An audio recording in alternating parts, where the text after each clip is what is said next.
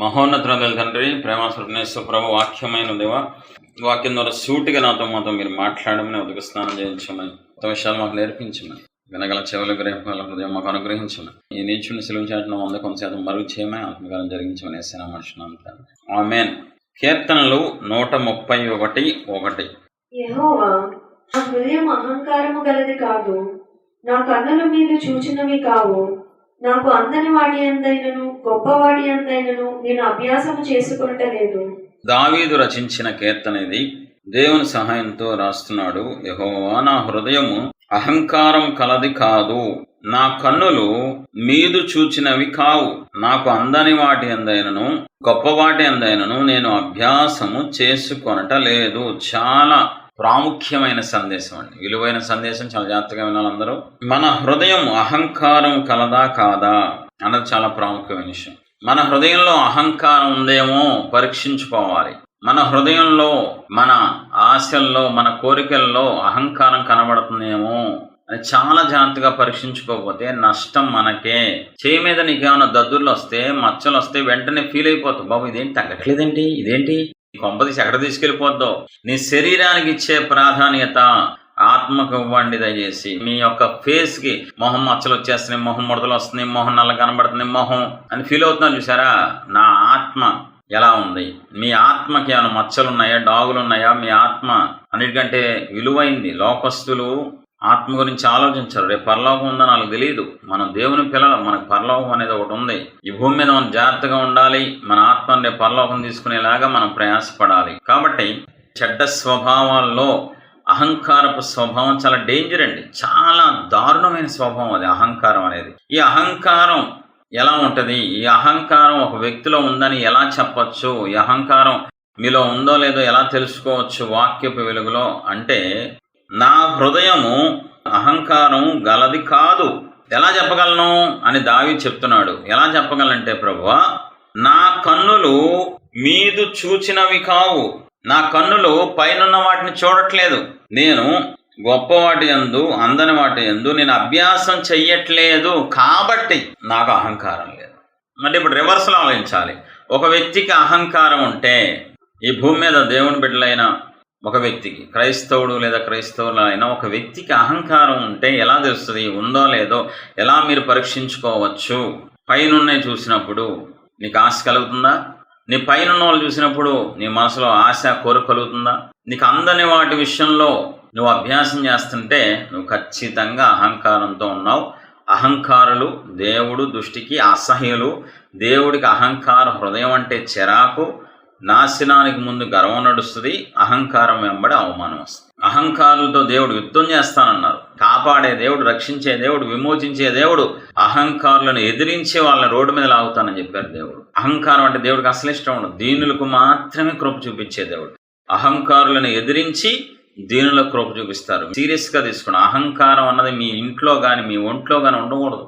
అహంకారం ఉంటే నువ్వు పోగొట్టుకుంటావు. అహంకారం ఉంటే త్వరలో దరిద్రాన్ని తెచ్చుకుంటావు, కష్టాలు తెచ్చుకుంటావు, రోగాల పాలైపోతావు. దేవుడి కోపం నీ మీద, నీ కుటుంబం మీద రగులుకుంటుంది అనవసరంగా. నీలో అహంకారం ఉంటే నీ మీదే కాదు, నీ కుటుంబం మీద కూడా రగులుకుంటుంది. ఖచ్చితంగా చెప్పగలను.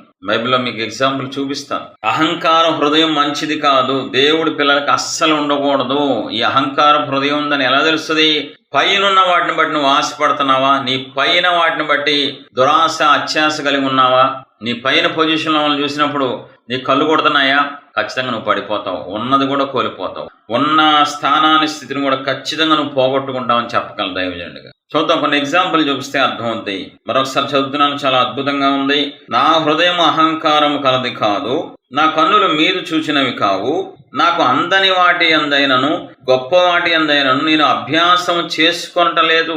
చాలా ప్రాముఖ్యమైన విషయం. మనం ఎలా ఉన్నాం, మన జీవితంలో మన వ్యక్తిత్వం ఎలా ఉంది, మన హృదయం ఎలా ఉంది, మనం ఏం ఆశిస్తున్నాము అని మనం ఎప్పటికప్పుడు పరీక్షించుకోకపోతే పడిపోయి నాశనం అయిపోయే పరిస్థితి చాలా ఎక్కువ ఉందండి. జాగ్రత్తగా చూసుకోండి. ఒకసారి చూద్దాం యెషయా గ్రంథం, యెషయా 14:12 నుంచి. తేజో నక్షత్రమా, వేకువ చుక్క, నీవెట్లు ఆకాశం నుండి పడితివి. జనములను పడగొట్టిన నీవు నేల మట్టము వరకు ఎట్లు నరకబడితివి. నేను ఆకాశములకు ఎక్కిపోయేదను, దేవుని నక్షత్రములకు పైగా నా సింహాసమును హెచ్చింతును. ఉత్తర దిక్కునున్న సభా పర్వతము మీద కూర్చుందును, మేఘ మండలము మీదకి ఎక్కుదును. మహోన్నతితో నన్ను సమానంగా చేసుకుందును అని నీవు మనసులో అనుకుంటేవి కదా. మనస్సులో అనుకుంటేవి కదా. చాలా జాగ్రత్తగా అర్థం చేసుకోవాలి. ఏం జరిగింది? ఎవడీడు? పరలోకంలో ఉండే వ్యక్తి, పరలోకంలో ఉన్న ఒక గొప్ప దేవదూత, దేవదూతలందరికీ ఇన్ఛార్జ్, అభిషేకం ఉంది, ఆధిక్యతలున్నాయి, దేవుడి ద్వారా అధికారాలు పొందుకున్నాడు, అభిషేకం పొందుకున్నాడు, సింహాసనం ఉంది ఇతనికి. కానీ ఏం జరిగింది తెలుసా? తన పైన ఉన్న సింహాసనం మీద కన్నుబడింది. తనకో సింహాసనం ఉంది, సరిపోదా? దేవదూతల్లోనే ఒక ఇన్ఛార్జిగా ఉన్నాడు, చక్క సింహాసనం ఉంది, అభిషేకం ఉంది, తనకు ఒక టీం ఉంది, అందరూ ఉన్నారు, అతనికి అన్నీ ఉన్నాయండి. ఆధిక్యతలు ఉన్న వ్యక్తి మామూలు వ్యక్తి కాదు, ఆర్డినరీ పర్సన్ కాదు, దేవుడి దగ్గరగా ఉన్నాడు. ఎన్నో ఆధిక్యతలు కలిగిన దేవదూత అండి.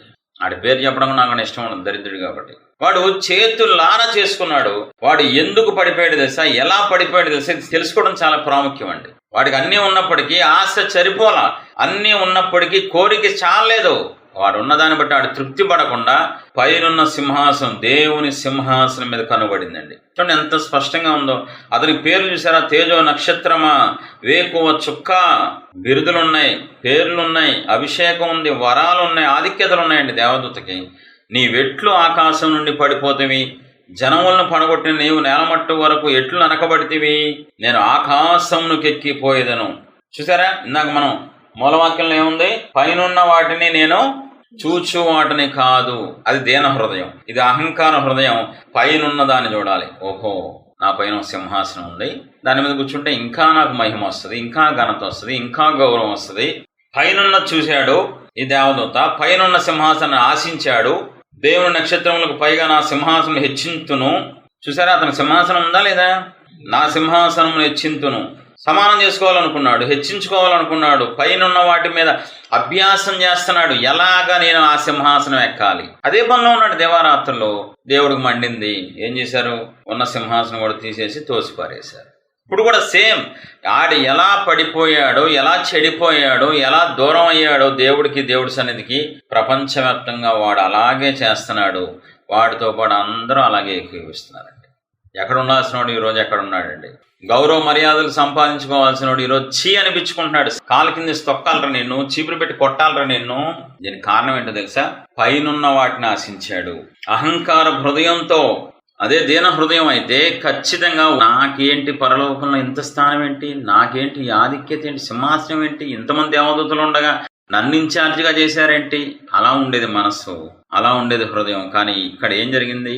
అతను తన స్థానాన్ని మించి కోరుకున్నాడు. తనకిచ్చిన దాన్ని బట్టి తృప్తి లేకుండా పైనున్న సింహాసనం మీద ఆశించాడు, కన్నేశాడు, అభ్యాసం చేశాడు, ఎలాగైనా దక్కించుకోవాలనుకున్నాడు, ప్రయాసపడ్డాడు, అనవసరంగా పరలోకాన్ని పోగొట్టుకున్నాడు, గౌరవ మర్యాదలు పోగొట్టుకున్నాడు, అన్నీ పోగొట్టుకుని ఈరోజు ప్రతి ఒక్కరి చేత కాళ్ళ చేత తొక్కబడుతున్నాడండి. ఆ మాట ఉంటుంది బైబిల్లో, శీఘ్రముగా మీ పాదాల కింద సాతాన్ని చితకొట్టిచేస్తాను. పాదాలతో, దేవుడు కాదు, దేవుని స్వరూపంలో ఉన్న మనుష్యుల చేత ఆయన కాలుతో తొక్కిస్తున్నారండి. అంటే నీ ఆశ ఎక్కడికి దారితీస్తుందో, నీ కోరిక ఎలాంటి స్థితిలోకి దిగజార్చేస్తో దీన్ని బట్టి అర్థం చేసుకో. అహంకారపు హృదయం కలిగిన వాళ్ళు వాళ్ళకున్న స్థితిని బట్టి ఆనందించరు. వాళ్ళకి ఎంత గొప్ప స్థాయిలో దేవుడు పెట్టినా నాకు ఇది సరిపోదు, నాకు ఇది చాలదు, నాకు ఇంకా కావాలి. సంతృప్తి లేని బ్రతుకండి, తృప్తి లేని జీవితాలండి ఈరోజు క్రైస్తవ్యంలో ఎక్కువ కనబడతాయి. పైకి చెప్పరు కానీ హృదయం అంతా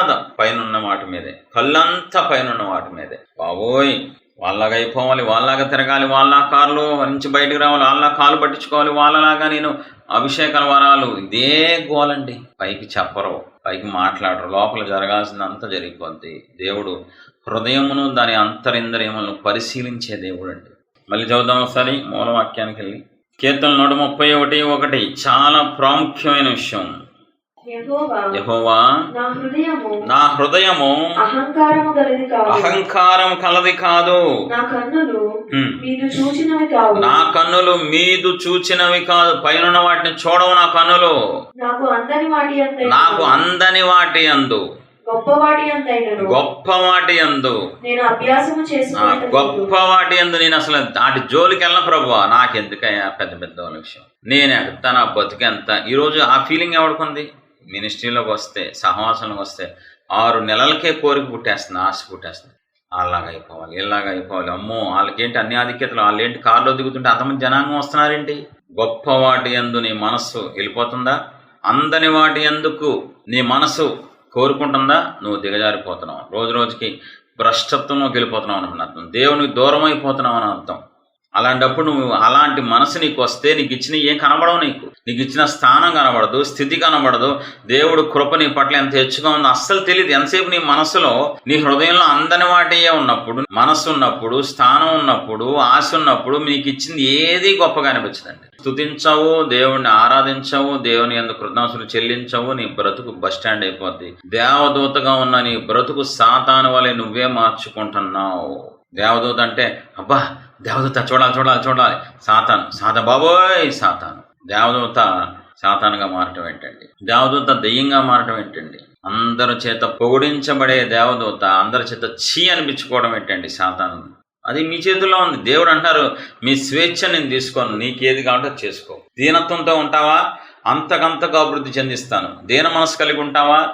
ఆశీర్వదిస్తాను, అభివృద్ధి ఇస్తాను. అదే అహంకారం మనసు కలిగి ఉన్నాం అనుకో, రోజు రోజుకి దిగజారు చేస్తాను, ఇచ్చినవి కూడా తీసేసుకుంటాను నేను. ఇప్పుడు సాతాను చూసాం కదా ఎగ్జాంపుల్. మనుషులు చూద్దాం చూడండి. ఆదికాండం 3వ అధ్యాయం 3-6 వచనాలు. అయితే తోట మధ్యనున్న చెట్టు ఫలములను గురించి దేవుడు మీరు చావకుండానట్లు వాటిని తినకూడదనియు వాటిని ముట్టకూడదనియు చెప్పానని సర్పముతో అనెను. అందుకు సర్పము, మీరు చావనే చావరు, ఏలయనగా మీరు వాటిని తినుదినమున మీ కన్నులు తెరవబడననియు మీరు మంచి చెడ్డలను ఎరిగిన వారై దేవతల వలె ఉందురనియు దేవునికి తెలియనని స్త్రీతో చెప్పగా. ఇప్పుడు సాతానుగాడు వచ్చాడు, మీరు దేవతలు అవుతారా? బాబోయ్, దేవతలు అయ్యే ఛాన్స్ ఉందా మాకు? హ్యాపీగా మహిమలో ఉంది, దేవునితో రోజు మాట్లాడుకుంటుంది, దేవుని స్వరం వింటుంది, మహాదేవుణ్ణి సృష్టికర్తను చూస్తుంది. ఎన్ని ఆధిక్యతలు ఉన్నాయి అవ్వకి, ఎంత గొప్ప స్థానం ఉందండి. స్వరం వినటానికే ప్రపంచం అల్లాడిపోతుంది స్వరం కోసం. అలాంటి డైరెక్ట్గా ఆయన వచ్చేవాళ్ళు, డైరెక్ట్గా రోజు వచ్చేవాళ్ళు, రోజు వచ్చి తన ప్రేమను కుమ్మరించేవాళ్ళు అవ్వ మీద. అమ్మా ఇట్రా అమ్మ, బాబ్బా ఎంత గొప్ప ఆధిక్యత అండి అవ్వది. ఈడొచ్చాడు, నువ్వు దేవతం అయిపోతావు. అవునా, దేవతను అయిపోతానా? అని నాకెందుకు, నాకు అన్నీ ఉన్నాయి కదా, దేవుడు ఉన్నారు, నాకు భర్త ఉన్నాడు, నాకు అన్నీ ఉన్నాయి కదా, హ్యాపీగా ఉండొచ్చు కదా అవ్వ.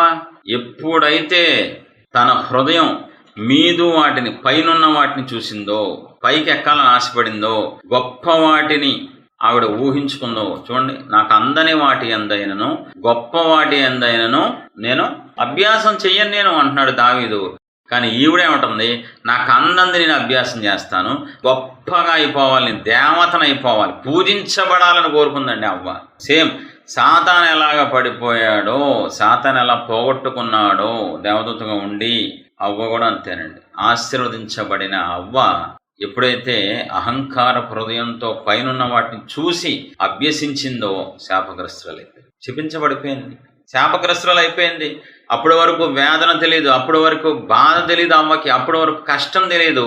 కానీ గర్భం హెచ్చించబడింది, వేదన హెచ్చించబడింది, కష్టం మొదలైంది, అవమానాలు, కష్టాలు, చెమట్లు ఇవన్నీ మొదలైపోయినాయి. చేతులారా దేవుడు చక్కగా మంచి పొజిషన్లో పెట్టారండి. హ్యాపీగా ఉండొచ్చండి అవ్వ.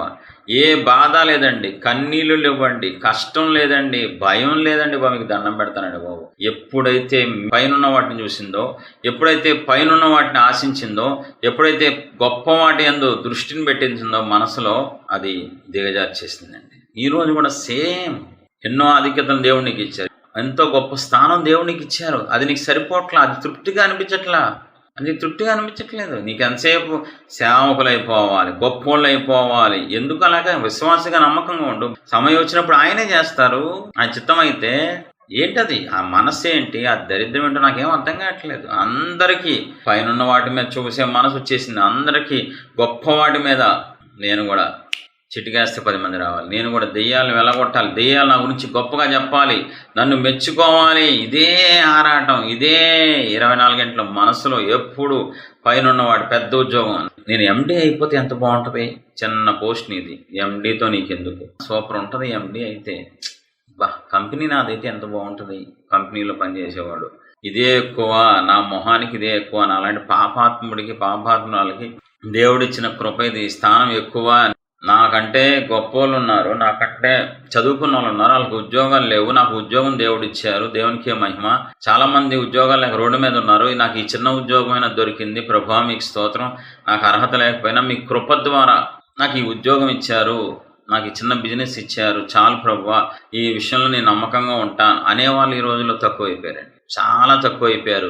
ఎంతసేపు ఏడుపే, ఎంతసేపు పైన వాటినే ఉద్యోగాల్లో, బిజినెస్ల్లో, కంపెనీల్లో ఎక్కడ చూసినా మనసులో పైకి చెప్పవచ్చు, మనసులో నేను ఎండి అయిపోవాలి, నీ కంపెనీ కొనేయాలి, అన్ని అందని వాటి అందే ఆలోచనలు, అందని వాటి అందే ఊహలు, అందని వాటి అందే మాటలు. ఎప్పటికైనా కంపెనీ కొనేస్తారా? అరే ఎప్పటికైనా బెంజ్ కార్లో తిరగాలనుందిరా? నీకు ఓ పక్క రోగాలు, నీ ఆశలన్నీ, నీ కోరికలన్నీ ఎలా ఉంటాయి? బెంజ్ కార్లో తిరగాలి, అంబానీ భార్య ఏంటి ఆ రేంజ్లో ఉంది, ఆ రేంజ్లో బట్టలేంటి, ఆ రేంజ్లో బ్యాగులేంటి, లక్షలు లక్షలు. ఎందుకు అలాంటి చూడటం ఎందుకు? మనసు పాడు చేసుకోవటం ఎందుకు? నువ్వు దేవుని బిడ్డవని మర్చిపోతావు కొన్ని విషయాల్లో.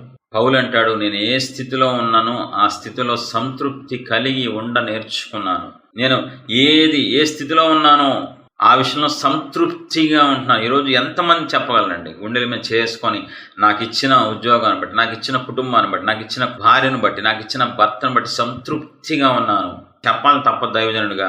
పలానా మొగుడిని చూడటం, ఆ మొగుడు నా మొగుడు అయితే బాగుండు, పలానా భార్యని చూడటం, ఆ భార్య నాకైతే ఎంత బాగుండేదో, ఆ పిల్లలు నా పిల్లలైతే ఎంత బాగుండో, నా పిల్లలు అంత అమెరికాలో వెళ్ళి చదువుకుంటే ఎంత బాగుండో. ఎప్పుడు చూసినా ఊహ, ఆలోచన అన్నీ ఇవే. పైన వాటి మీద ఆశ పెట్టుకోవటం, వాటి గురించే మాట్లాడటం, వాటి గురించే ఎదురోళ్ళకి చెప్పడం, ఇదే జీవితం. కానీ నాకు ఇదే ఎక్కువ, నాకు ఇదే ఎక్కువ.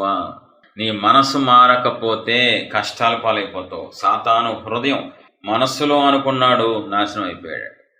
అవ్వ అనవసరంగా చేతులారా పైనున్న వాటి కోసం ఎగబడింది, గొప్పగా అయిపోవాలని కోరుకుంది. ఆల్రెడీ దేవుడు గొప్పగా చేశారు, సరిపోవట్లేదంటే ఆవిడని. ఇంకా గొప్పదాన్ని అయిపోవాలి, ఇంకా నేను దేవతగా మారిపోవాలి, ఇంకా నన్ను అందరూ పొగడాలి, నాకు పూజించాలి నన్ను అనుకుంది. ఉన్న మహిమను కోల్పోయింది. ఏదైనా తోటలో స్థానాన్ని పోగొట్టుకుంది. ఎందుకండి కష్టాలు? నాకు అర్థం కావట్లేదు. ఆలోచించండి ఒకసారి. దేవుని పిల్లలు, మీ మనసు ఎలా ఉంది? దేవుడు నీతో సూటిగా మాట్లాడుతుంది, నీకు అన్ని గుర్తు చేస్తాడు దేవుడు. నువ్వు ఎలా ఉన్నావు, నీ మనసు ఏం కోరుకుంటుందో, నీకు సంతృప్తి ఉందా లేదా? సంతృప్తి లేని వాళ్ళు ఎప్పుడు చూసినా దేవుడి మీద ఆయాసపడుతూనే ఉంటారు, ఎప్పుడు దేవుడిని ప్రశ్నిస్తూనే ఉంటారు. ఏం దేవుడు భయ నువ్వు? నాకెందుకు ఇలా జరుగుతుంది, నేను ఎందుకు గొప్ప అవ్వలేకపోతున్నా, గొప్పదాన్ని ఎందుకు అవ్వట్లేదు, వేస్ట్ అని ఎప్పుడు చూసినా దేవుడితో యుద్ధం చేస్తారండి మానసికంగా. మీలో అహంకారం ఉంటే గుండె పైలలాగా ఒప్పుకోవాలి, కన్నీటితో ఒప్పుకోవాలి, ఉపవాసాలుండి ఒప్పుకోవాలి. రోజుకి 6 నుంచి 8 గంటలు ఉపవాసం ఉండి ఒప్పుకుంటే తప్ప ఆ స్వభావం విరగదు. నువ్వు అనుకున్నంత ఈజీగా అది పోదు. చూద్దాం ఒకసారి ఇంకో వ్యక్తిని చూద్దాం. సంఖ్యాకాండం 16:1-3 లేవీకి మునిమనుమడును, కహాతుకు మనమడును, ఇస్సాహారు కుమారునకు కోరాహు, రూబేనీయులలో ఎలియాబు కుమారులైన దాతాను, అబీరాములను, పేలేతు కుమారుడైన ఓనును యోచించుకుని ఇశ్రాయేల్లో పేరు పొందిన సభికులను, సమాజ ప్రధానులైన 250 మందితో మోషేకి ఎదురుగా లేచి, మోషే అహరోనులకు విరోధంగా పోగుపడి, మీతో మాకిక పని లేదు, ఈ సర్వ సమాజంలోని ప్రతి వాడును పరిశుద్ధుడే, యెహోవా వారి మధ్యనున్నాడు, యెహోవా సంఘము మీద మిమ్మల్ని మీరేలా హెచ్చించుకొనుచున్నారనగా. చూడండి, ఇక్కడ కోరహు అనే వ్యక్తి ఉన్నాడు. ఇతడు నాయకుడు, మామూలుగా వ్యక్తి కాదు, అధికారంలో ఉన్న వ్యక్తి. ఇతను ఒక నాయకుడు. ఇశ్రాయేల్కి చక్కగా హ్యాపీగా ఉండొచ్చు, హ్యాపీగా బ్రతకచ్చు, కుటుంబంతో ఉన్నాడు, నాయకత్వంలో ఉన్నాడు, హ్యాపీగా ఉండొచ్చండి. చేతుల్లారా చేసుకున్నాడు. మనస్సు అహంకార హృదయం కాబట్టి మోషేతో సమానం చేసుకున్నాడు. అహంకార హృదయం కాబట్టి మోషేలాగా నన్ను కూడా అందరూ మోషేకి ఇచ్చిన విలువ నాకు ఇవ్వాలి, నేను మోషేతో ఏం తక్కువ, నేను మోషేకి నాకు ఏంటి తేడా అని డైరెక్ట్గా ఆ మనసు వచ్చింది కాబట్టి ఎదిరించాడు. ఆ మనసు వచ్చింది కాబట్టి తిరుగుబాటు చేశాడు. మోషే కష్టపడ్డాడు. మోషే ఫరో దగ్గరికి వెళ్ళి ప్రాణాలు తెగించాడు. మోషే దేవుని చేత పిలువబడినవాడు, మోషే దేవుని చేత అభిషేకించబడినవాడు. అన్నీ మర్చిపోయాడు, అంతా మర్చిపోయాడు. కోరహు ఎప్పుడైతే అహంకార హృదయం కలిగిన వాళ్ళు, మన పైనున్న వాళ్ళు ఎవరు ఏంటి, వాళ్ళు ఎంత కష్టపడ్డారు, వాళ్ళు ఎంత ప్రయాసపడ్డారు, కళ్ళ ముందు చూసినా అవి గుర్తించరు, పట్టించుకోరండి, అస్సలు పట్టించుకోరు. నేను చెప్పగలను, కోరహు మనసు నీలో ఉంది. దేవుని ఆత్మలు చెప్తాను, కోరహు మనసే నీలో ఉంది. మోషే గొప్ప దైవజనుడు, గొప్ప నాయకుడు. కానీ కోరహు అన్నాడు, నేను మోషే సమానం, నేను నాయకుడినే, మోషేలాగా నాకు పేరు ప్రఖ్యాతలు కావాలి. అహంకారపు హృదయం ఎలాంటి వాటిని ఆశిస్తుంది? ఎంత కష్టపడితే మోషే స్థాయికి వచ్చాడు చెప్పండి. ఎంత ప్రయాసపడితే. ఫరో దగ్గరికి దేవుడు పంపిస్తే, బాబోయ్ నా వల్ల కాదు ప్రభు, వాడు అసలే తేడాగాడంటే, నేను చెప్తున్నా ప్రాణాలకు తెగించి దేవుడికి లోబడి వెళ్తే దేవుడు అతని గొప్ప దైవజనుడిగా నాయకుడిగా చేస్తే, మనోడు అవన్నీ పక్కన పెట్టేసి కష్టాన్ని గుర్తించలా మోషే, త్యాగాన్ని గుర్తించలా మోషే, ప్రయాస గుర్తించలా మోషే, ఆ టైంలో లోబడిన తత్వం ఏది గుర్తించకుండా అవన్నీ నాకు అనవసరం, నేను మోషే సమానం, నాకు మోసేలాగా అధికారం కావాలి. మనసు చూసారా ఎంత దరిద్రమైన మనసు. మీతో మాకు పని లేదు మోషే, నీతో నాకు పని లేదే, మాకు పని లేదు, పా నువ్వు అక్కర్లేదు, ఆరోన్ అక్కర్లేదు. ఎవరంటారా మాట? అహంకారులే అంటారు. దీనిలో అనరా మాట. అహంకారులే మొత్తం పని అయిపోయిన తర్వాత వాడుకొని వదిలేస్తారు దేవుణ్ణి, సేవకుల్ని బాగా వాడుకొని వదిలేస్తారు అహంకారులు. దీనిలో అనగా జీవితాంతం కృతజ్ఞత కలిగి తగ్గించుకొని ఏ స్థాయికి వెళ్ళినా, ఎంత స్థాయికి వెళ్ళినా దీనులు దేవుడి త్యాగాన్ని, సేవకుల త్యాగాన్ని గుర్తు చేసుకుంటారు. అహంకారులు వాళ్ళకేం సంబంధం లేదు, మొత్తం నేనే పైకి వచ్చాను, నేనే ఇదంతా సంపాదించుకున్నా, నాకు నేనుగా వెళ్ళిపోతున్నాను, నాకు నేనుగా చేసేస్తున్నా పరిచర్య, నేనే సంఘాలకు వెళ్ళి సాక్ష్యం చెప్తున్నా, నేనే పుస్తకాలు పనిచేస్తున్నా, ఇదంతా నా టాలెంట్, నా జ్ఞానం, నా వివేకం అని రెచ్చిపోతారు, పుచ్చిపోతారు. అనవసరం. కోరహు మనసు మీలో ఉందని చూసుకోండి ఒకసారి. కోరహు బట్టిన గతే పట్టిద్ది మీకు అనవసరంగా. చేతులారా చేసుకున్నాడండి. సంతోషంగా ఉండాల్సిన వాడు, హ్యాపీగా దేవుడిచ్చే స్వాస్థ్యం అనుభవించాల్సిన వాడు అనవసరంగా పోగొట్టుకున్నాడండి. అహంకార హృదయం కలిగిన వాళ్ళు ఉన్నవన్నీ పోగొట్టుకుంటారండి. ఉన్న ఆనందాన్ని పోగొట్టుకుంటారు, ఉన్న అభిషేకాన్ని, ఉన్న స్థాయిని అన్నీ పోగొట్టుకుంటారు అహంకార హృదయం కలిగిన వాళ్ళు. చక్క నాయకుడు కదా, హ్యాపీగా ఉండొచ్చు కదా, నాయకత్వం లేదు, ప్రాణం లేదు. చూడండి ఏ గతి పట్టింది చూడండి ఒకసారి. భూమి తన నోరు తెరిచి వారిని, వారి కుటుంబములను, కోరాము సంబంధులందరినీ, వారి సమస్త సంపాద్యమును మృంగివేసెను. దరిద్రం వదిలిపోయింది. వారును వారి సంబంధులందరూ ప్రాణముతో పాతాళంలో కూలిరి, భూమి వారిని మింగివేసిన, వారు సమాజంలో ఉండకుండా నశించిపోయాయి. ఎందుకండి నాశనం తెచ్చుకున్నారు? ఈ అహంకారానికి నాశనమే వస్తుంది. ఈ అహంకార హృదయం కలిగిన వారికి అభివృద్ధి ఉండదు, ఆశీర్వాదం ఉండదు, శాపాలు, నాశనం తప్ప ఏం మిగలదండి. చాలా సీరియస్గా తీసుకోవాలి ఈ విషయం. అందుకే అంటున్నాడు దావీదు చాలా తెలివిగా, బాబోయ్ నేను నా పైన ఉన్న వాటిని, గొప్ప వాటిని అస్సలు పట్టించుకోను, అభ్యాసం చేయను. ఇప్పుడు కోరహు ఏం చేస్తున్నాడు? పైనున్న వాటి విషయంలో అభ్యాసం చేస్తున్నాడు. గొప్ప వాటి యందు దృష్టి పెట్టాడు, తనకు అనవసరమైన విషయాల్లో. చెప్పనా? కోరహు ఏం చేశాడు? ఆ రోజు చచ్చిపోయాడు చూసారా? ఆ రోజు చచ్చిపోవడం కారణం ఏంటి? ఆ రోజు కాదు, ముందు నుంచే ప్రయత్నాలు, ముందు నుంచే టీమ్గా ప్రిపేర్ అయ్యి కొంతమందిని ఏర్పాటు చేసుకుని, ఏముంది నా తెలివి అడుగుతాను, మోసేలో ఏముంది చెప్పు, ఏముంది మోసే అంత గొప్పవాడా, మనం మొరపెట్టలేదా అని 4 మాటలు మాయ చేసి 250 మందిని పోగు చేశాడండి. అభ్యాసం చేస్తున్నాడు. గొప్పవాటి యందు మోషే నాయకత్వాన్ని మనసులో పెట్టుకున్నాడు. దాన్ని అభ్యాసం చేసి నేను కూడా ఎలాగైనా మోషేతో సమానం అయిపోవాలి. అందరికి చెప్తున్నాడు. ఆ పనిలోనే ఉన్నాడు. మనం మోసే మాట విన్నామంటే కష్టమయ్యా, మీరు నా మాట అంటే ఇలా చేస్తాను, నా మాట అంటే ఇలా చేస్తాను మిమ్మల్ని అని చెప్పి 250 మంది మైండ్ ట్యూన్ చేశాడు, అభ్యాసం చేశాడు. చివరికి ఏం మిగిలింది? నాశనం అయిపోయాడు, చచ్చిపోయాడు, బ్రతుకుండగానే చచ్చిపోయాడు. చరిత్రలో ఒక బ్యాడ్ క్యారెక్టర్గా, ఒక నెగిటివ్ ఎగ్జాంపుల్గా మిగిలిపోయాడు కోరహు. ఎలాంటి వాడు ఎలా అయిపోయాడండి? మామూలు వ్యక్తే కాదు, తనకు స్థానం ఉంది, తనకు స్థితి ఉంది, తన నాయకత్వంలో దేవుడు ఉంచారు. ఇశ్రాయేల్లో చిన్న నాయకులు ఉంటారు కదా, సంఘ పెద్దగా ఉన్నాడు కదా, అబ్బే సంఘ పెద్దగా వద్దు, నేను సంఘానికి ఇన్ఛార్జ్ అయిపోవాలి, మొత్తం నా కంట్రోల్లోకి రావాలి. ఇశ్రాయేల్ మొత్తం మోషే కంట్రోల్లో కాదు, నా కంట్రోల్లో రావాలి అన్నట్టు దాని మీద అభ్యాసం చేశాడు. చేతులారా అన్నీ పోగొట్టుకున్నాడండి. అహంకారులకు ఏమీ మిగలదు, అన్నీ పోగొట్టుకుంటారు. చేతులారా వాళ్ళే పోగొట్టుకుంటారు. ఎవరో వాళ్ళకి ఏం పోగొట్టుకోకర్లా, అదే ఎవరు వాళ్ళ దగ్గర నుంచి లాక్కోకర్లా. వాళ్ళ ప్రవర్తనే చేతులారా పోగొట్టుకునేలా చేస్తాయి. దేవదూత పోగొట్టుకున్నాడు, అవ్వ పోగొట్టుకుంది, కోరహు పోగొట్టుకున్నాడు. లాస్ట్ ఎగ్జాంపుల్, 4వ ఎగ్జాంపుల్ చెప్పి ముగిస్తాను. అపోస్తుల కార్యం 8వ అధ్యాయం 18 నుంచి. అపోస్తులు 8:18 నుంచి. అపోస్తులను చేతుల నుంచుట వలన పరిశుద్ధాత్మ అనుగ్రహింపబడిన సీమోను చూచి వారి ఎదుట ద్రవ్యము పట్టి, నేను ఎవరి మీద చేతులుంచుదునో వాడు పరిశుద్ధాత్మను పొందినట్లు ఈ అధికారం నాకు ఇయ్యుడని అడిగెను. అందుకు పేతురు, నీవు ద్రవ్యమిచ్చి దేవుని వరము సంపాదించుకుందునని తలంచుకొనినందున నీ వెండి నీతో కూడా నశించును గాక. నీ హృదయము దేవుని ఎదుట సరి అయినది కాదు గనుక ఈ కార్యమందు నీకు పాలు పంపులు లేవు. చూసారా? నీ హృదయము దేవుని ఎదురు సరి అయినది కాదు కనుక ఈ కార్యమందు నీకు పాలుపంపలేదు. ఫస్ట్ మూలవాక్యం చూద్దాం. యెహోవా నా హృదయము అహంకారం కలది కాదు, నా కన్నులు మీదివి చూచేవి కావు, నాకు అందని వాటి ఎంతైనను గొప్ప వాటి ఎంతైనను నేను అభ్యాసము చేసుకున్నట్లేదు. చూసారా, సేమ్ ఇక్కడ ఏం చేస్తున్నాడు, దానికి విరుద్ధంగా చేస్తున్నాడు. సీమోన్ అనే వ్యక్తి ఏమంటున్నాడు, గొప్ప వాటిని చూశాడు, మనసు పాడు చేసుకున్నాడు. అమ్మ, పేతురు చేయి పెట్టంగానే పరిశుద్ధాత్మ దేవుడు దిగుతున్నారేంటి, ఇదేంటి ఇంత హై రేంజ్లో ఉంది, ఎలాగ నాకు కూడా ఆవరాలు కావాలి, అభిషేకాలు కావాలి, నాకు కూడా ఆధిక్యత కావాలి, అందరూ ఏంటి ఇలా చూస్తున్న పేతురు, ఇంకా నన్ను కూడా చూడాలి. ఈ మనసు ఉంటే నాశనం అయిపోతాడు. నీ హృదయం దేవుని సరి అయినది కాదు గనక ఈ కార్యం నీకు పాలు పంపులు లేవు. ఇతను అహంకార హృదయంతో గొప్ప వాటిని ఎందు దృష్టి ఉంచి అవి సంపాదించుకోవాలి, ఎలాగే నేను కూడా గొప్ప అయిపోవాలి, గొప్ప స్థాయిలోకి వెళ్ళిపోవాలి, గొప్ప పేరు సంపాదించుకోవాలనుకున్నాడు. ఉన్న పేరు కూడా పోగొట్టుకున్నాడు. అప్పటి వరకు మంచి పేరు ఉండేది, అప్పటి వరకు తెలుసా దైవజనుడు కుడిభుజంగా ఉన్నాడు, సంఘ పెద్దగా ఉన్నాడు, మంచి స్థాయిలో మంచి స్థానంలో ఉన్నాడు. చేతులారా అన్ని పోగొట్టుకున్నాడు, విలువ పోగొట్టుకున్నాడు, స్థానం పోగొట్టుకున్నాడు, స్థితి పోగొట్టుకున్నాడు. అందరి చేత అరే సిగ్గులేదా, డబ్బు పెట్టి కొనుక్కుంటావరా వరాలు, బుద్ధుందా నీకు అని పొగడ్తలో పొందుకునే వ్యక్తి తిట్లు తింటున్నాడండి. చూడండి, మనసు వెళ్ళిపోయింది. పేతురులాగా ఎంత కష్టపడితే పేతురు ఆ స్థాయికి వచ్చాడు.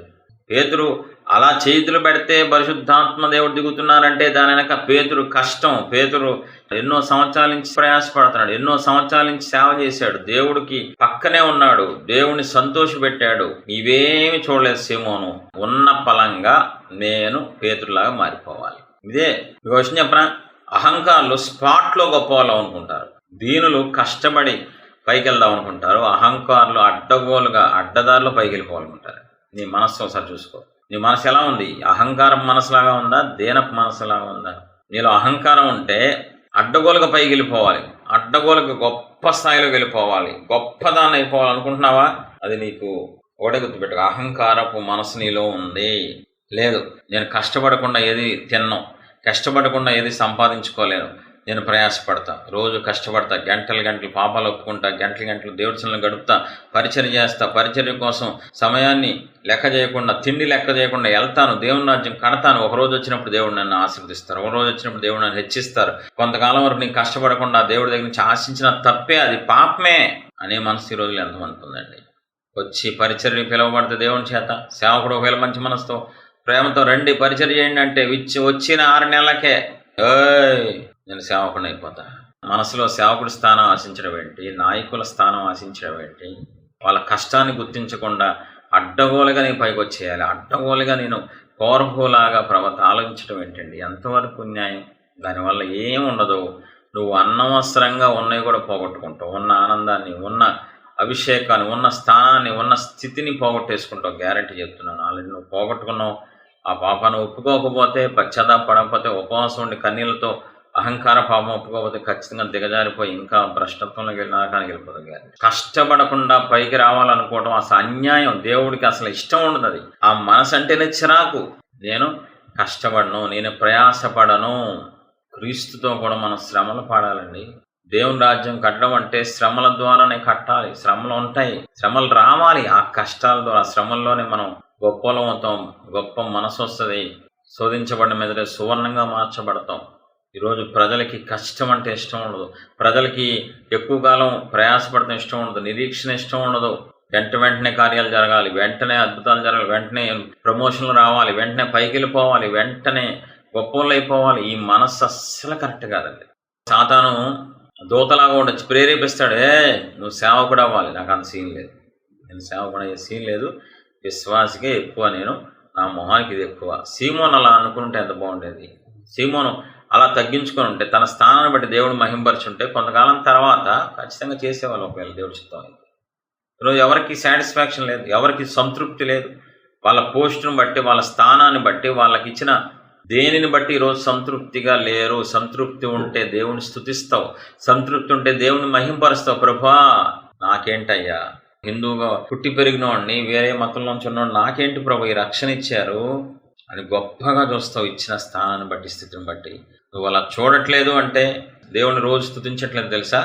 నువ్వు అలాగా నీ మనసులో అవి గొప్పగా లేవు, వేరే వచ్చేసినాయి. గొప్ప వాటి యందు నీ మనసు వెళ్ళిపోయింది, పైన వాటి మీదకి నీ మనసు వెళ్ళిపోయింది. పైన వల్ల స్థానాలు, స్థితులు కోరుకుంటున్నావు కాబట్టే నువ్వు ఉన్నదాన్ని బట్టి ఆనందించట్లేదు, స్తుతించట్లేదు, దేవుని మహింపరచట్లేదు. ఘోరమైన వ్యాధి కలది, దాన్ని ఎవడు గ్రహించగలడు?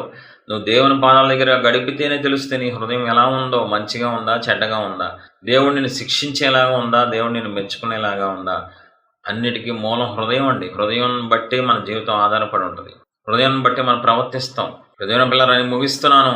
నీ హృదయం చెడిపోయింది, నీ హృదయం పాడైపోయింది. నీ హృదయంలో ఎప్పుడు చూసినా పైనున్న వాడి మీద ఆశ, పైనున్న వాడి మీద నీ కోరిక, తపన, దానికోసం అభ్యాసం చేస్తున్నావు, దానికోసం మాట్లాడుతున్నావు, దానికోసం కొన్ని పనులు వాడు చేసేసావు ఆల్రెడీ. దేవుడు అస్సలు మెచ్చుకోరు, దేవుడు అస్సలు అంగీకరించరు. ఆయన సెలవు లేకుండా నువ్వు పైకి రాలేవు. ఆయన చెయ్యి దక్షిణాస్తం నీ మీద పెట్టకుండా నువ్వు ఆశీర్వాదం చూడటం అసాధ్యం అండి. అనవసరంగా పోగొట్టుకున్నారు. సామాన్య వ్యక్తులు కాదు, మామూలు వ్యక్తులు కాదు, అల్పులు కాదు, ఆర్డినరీ పర్సన్స్ కాదు, నలుగురు హై రేంజ్లో ఉన్నారు. దేవదూత దెయ్యంగా మారిపోయాడు అనవసరంగా అహంకార హృదయం వల్ల. అవ్వ మహిమలో ఉన్నది మహిమ పోగొట్టుకొని ఆశీర్వాదంగా ఉన్న అవ్వ శాపగ్రస్తురాలు అయిపోయింది అహంకార హృదయం వల్ల. ఫరోహు నాయకత్వంలో ఉన్నాడు, అనవసరంగా ప్రాణాన్ని పోగొట్టుకున్నాడు. నెగిటివ్ ఎగ్జాంపుల్ అయిపోయాడు బైబిల్ మొత్తం మీద. సీమోను చూస్తే చక్కగా సంఘ పెద్దలాగా ఉన్నాడు, దైవజనుడు కుడిభుజంగా ఉన్న వ్యక్తి అనవసరంగా అందరి చేత అనిపించుకున్నాడు, అనవసరంగా కొన్ని పోగొట్టుకున్నాడండి. మరి మీరు ఎలా ఉన్నారు? ఈ పరిస్థితుల్లో ఉందో పరీక్షించుకోండి. దేవునికే మహిమ కలుగును గాక. వాక్యమైనది వాక్య దర్శకుడిగా మాతో మాట్లాడడం మీకేం మహిమ. వాక్యాన్ని జీవించుకోవడం అందరూ దయచేయని వాక్యాన్ని బట్టి పశ్చాత్తాపడే మనసు రిలీజ్ చేస్తున్నాను. అయ్యో అని గుండెలు బాదుకుంటూ ఒప్పుకునే ఆత్మ రిలీజ్ చేస్తున్నాను.